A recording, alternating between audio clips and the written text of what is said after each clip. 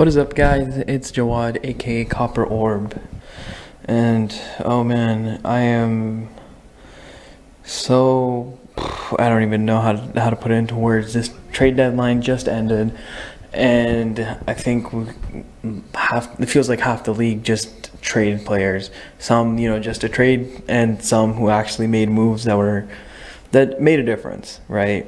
Today we're just gonna go over the winners and losers of the trade deadline. Of course, still kind of getting used to just talking to a camera alone instead of having people to talk to in front of a camera, which is a lot easier. But we can just get straight into it, right? But before we go into the winners and losers, I want to just point out a neutral. I guess I didn't really know where to put him in when I made this list, because I've been working on this list for a little while now, just because so much happened in the last hour, and I really didn't know where to go with each team. Some teams I was like, playing devil's advocate. Some things could be good, some things could be bad. But for the neutral, I didn't know where to put in. That's the Brooklyn Nets, right? We know that Kyrie Irving traded a request last Friday, and he was promptly moved. And reports came out that they were going to keep Kevin Durant and build around him. So trading Kevin Durant last night did not make any sense, right? I'm in bed and people start texting me and hitting me up being like, hey, KD, bro, KD. I'm like, bro, what happened? I'm just trying to sleep. It's happened late where I'm at. Happened pretty late. So I was like, all right, let me take a look. That's something pretty big. And I don't understand why, though, because reports came out that they were going to keep him. It's not like he's a player that's going to be a free agent this summer. They could have kept him. I believe his contract is still going to go for 2 more years or 3 more years, right? So they could have waited till the offseason and gotten more assets, in my opinion. Or, if anything, just kept him and made it to the play-in or the playoffs and, filled more seats and then made sure that the teams knew that he was going to be available during the offseason. Because at the worst, you could have gotten the same package you got back, which was Mikal Bridges, Cam Johnson, and Jay Crowder, who they moved right away. And then 2023, 2025, 2027, and 2029 first-round picks from the Phoenix Suns, plus a 2028 swap. So it's not like they didn't get assets. It's just this same package would have 100% still been available during the offseason. So it doesn't make too much sense to why they traded him right away. But they did acquire a decent amount of assets for both players, of course. And, of course, for Kyrie Irving, they got Dorian Finney-Smith, Spencer Dinwiddie, and a 2029 first-round pick from the Mavericks, unprotected, which it's a lot of unprotected first-round picks they got for the next, 6 years. So it's not like they didn't get a good haul for both these players. It just didn't make sense to trade them right away when I feel like they could have taken their time and just, not rushed into it, taken some time and seen what else they could have gotten. And we can just go into our losers, right? The first loser I have written down is Russell Westbrook. While this may be an obvious one, it's just so sad to see at the end of the day that this is a guy who was an MVP just a few years ago, right? 2017 was 5 years ago. It's not like this was a decade ago or he's like washed or anything. He's 34, which is up there in age in terms of the NBA, but he's still a serviceable player. He still averages good numbers, and it's not like he's just a washed player where he's like averaging 2 points a game or something like that. But as an ex-MVP, he's going to be going onto the buyout market, most likely, because he did get traded to the Utah Jazz in the three-teamer that the Lakers pulled off, which doesn't make too much sense where, for him to stay on the Utah Jazz.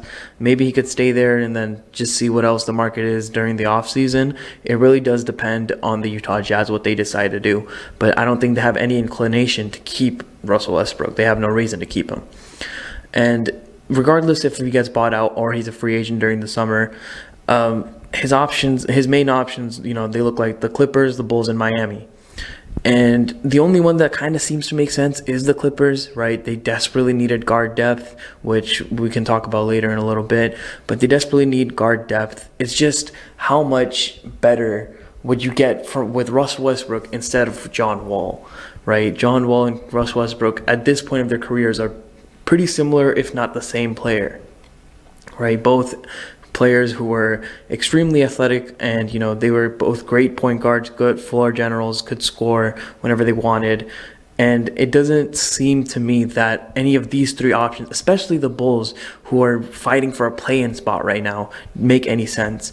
Miami could desperately use another good scoring player, and I don't understand, but the fit just doesn't work there. He's not a good shooter. With Bam and Jimmy, who are also not good shooters, you're just putting too much pressure inside the three-point arc, and it doesn't make sense, right? The next loser I have is also a player, John Wall, who's again going back to the buyout market after being traded to the Rockets, right? Most likely going to be back on the buyout market, and his market kind of just seems a little down, right? It's not like he was even playing bad with the Clippers. It's just not what the Clippers needed, which is why I talked about Russell Westbrook going to the Clippers didn't make too much sense to me either, right? Hopefully both of them can find homes and, be good role players off the bench, right? At this point of their careers, that's kind of what they can do.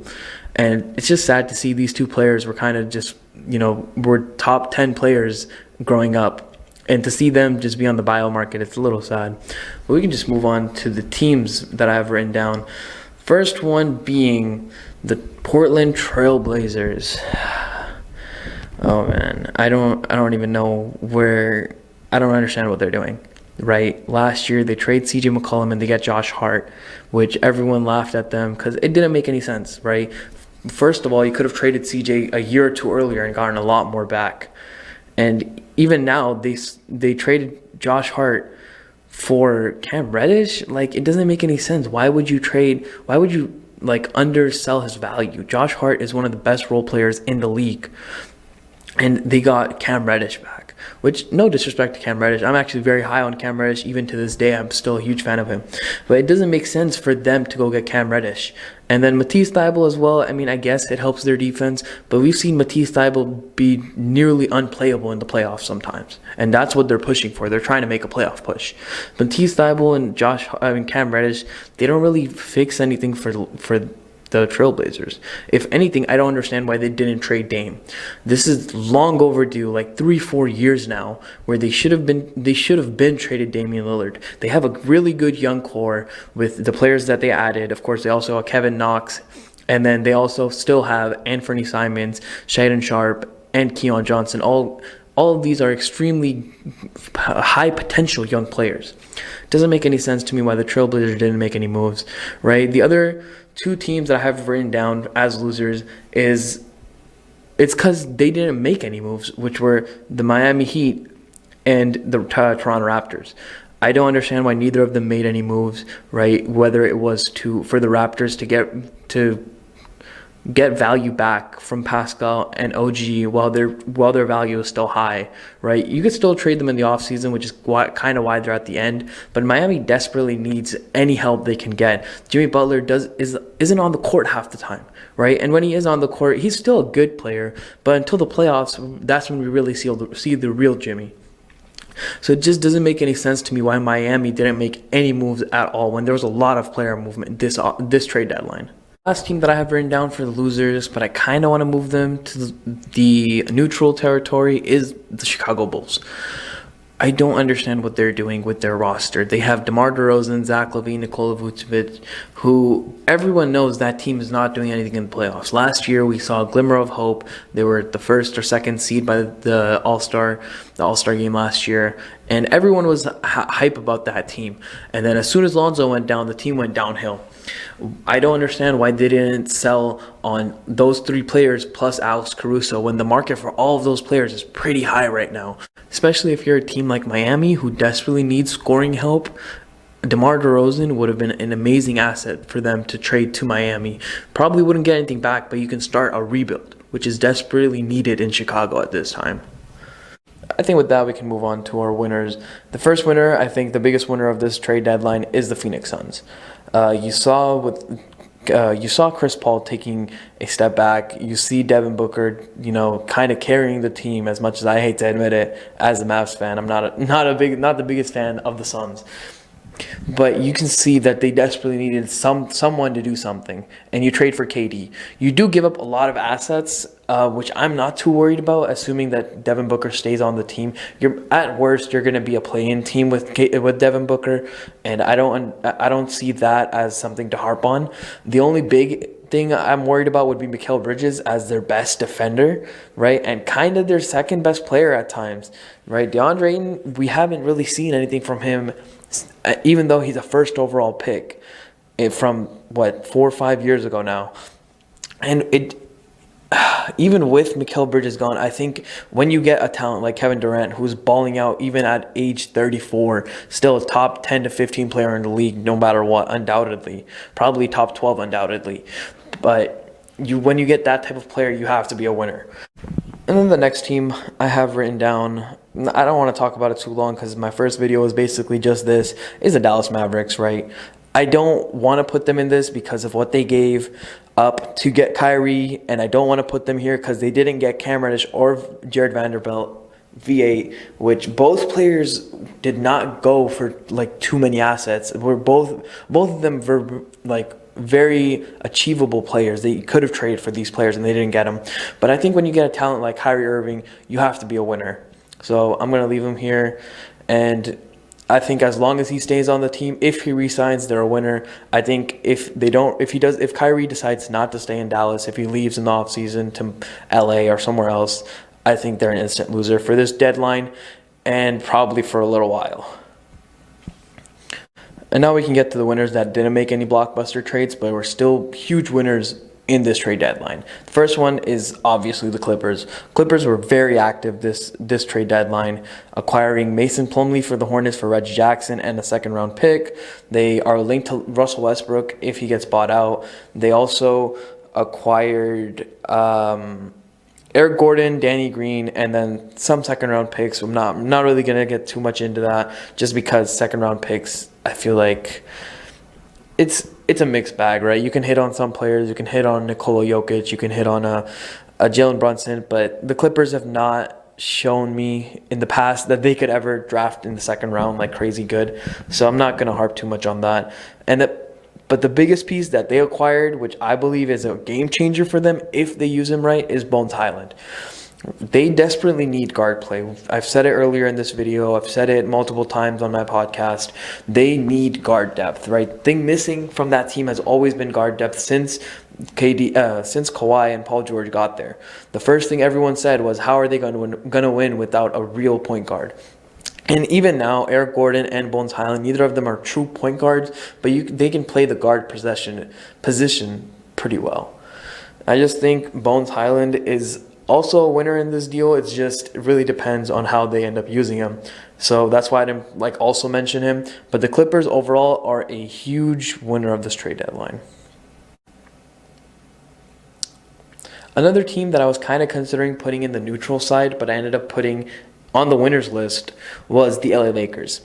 Right, the LA Lakers were able to acquire Rui Hachimura for Kendrick Nunn and then a couple second rounders, and D'Angelo Russell, Malik Beasley, and Jared Vanderbilt for a top 4 protected first-round pick, and Juan Toscano Anderson.